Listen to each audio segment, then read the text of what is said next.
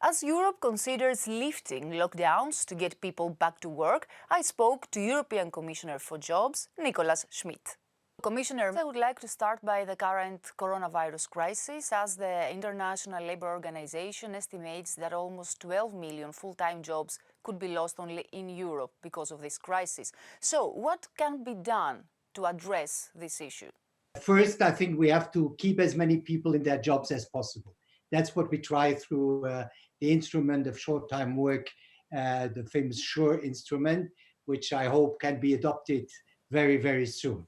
Second, we have to prepare the recovery, I think.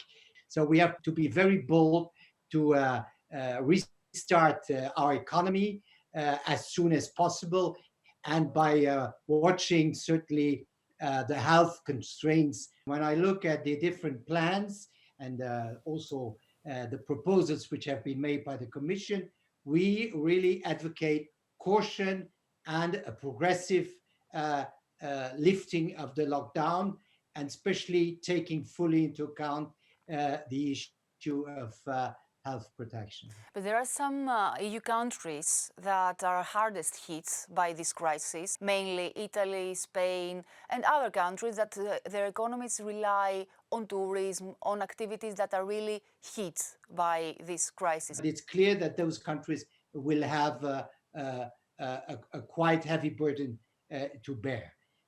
And this means that we have in Europe to have a level of solidarity, because these countries are not responsible for anything, because they are tourism oriented, and they have been very much hit by that, by the virus. So that's where Europe has to show that we can step in and be solidarian.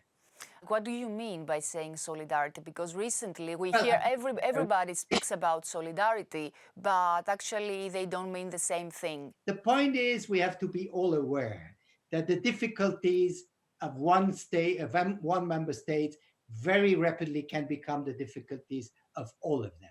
That's we are in a monetary union, so we are in the same boat, and therefore we have to try to come out of these difficulties in a coordinated and solidarian way.